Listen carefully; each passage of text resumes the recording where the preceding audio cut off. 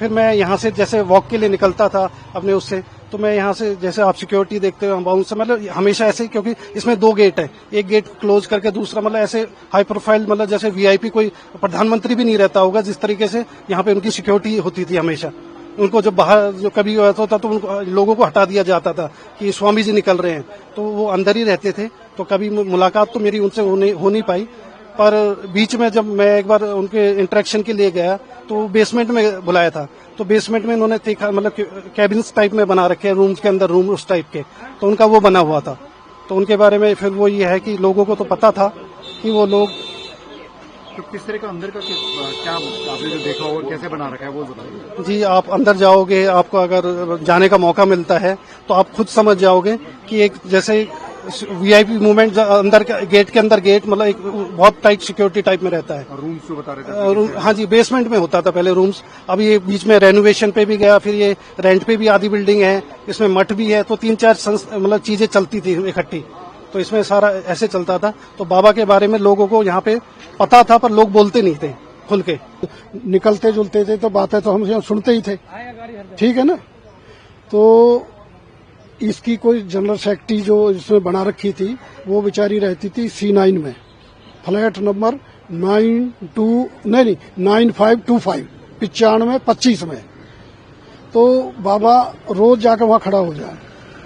मैंने कहा बाबा क्या कहानी है यहाँ?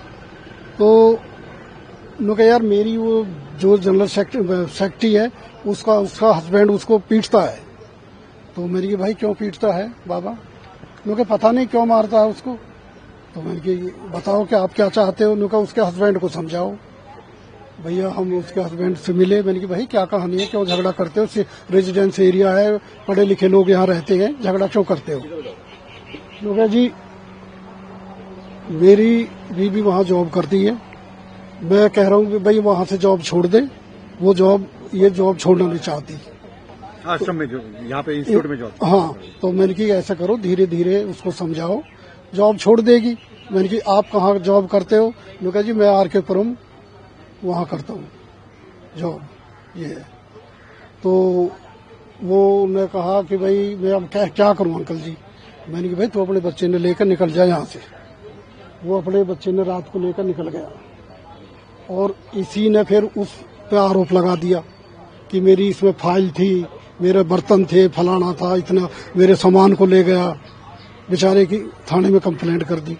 उसने जैसे तैसे अपना फैसला कर लिया। उसके बाद में फिर हमारी कोई मतलब ही नहीं।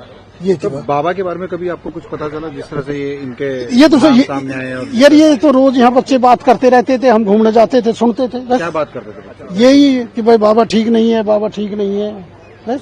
अब बाबा ठीक नहीं है, कितनी उसमें मतलब कैसे कैसे क्या कहानी होती है। ठीक, एक चोर भी हो सकता है, एक झूठ बोलने वाला भी हो सकता है, एक वैसा भी हो सकता है। अब ठीक में तो कई बात आ गई। ये क्या कभी इंस्टीट्यूट के अंदर प्रीमाइसेस में भी आपको जाने का मौका? नहीं, हमको इतना ताल्लुक नहीं रखते थे। ये बस कभी हम रोड घूमने के लिए जाते थे तो गाड़ी जरूर अप्लाई फॉर फलाना, अप्लाई फॉर, कभी एम्बेसी का नंबर, कभी उसका नंबर, ऐसे जरूर देखते। अच्छा, देखा था।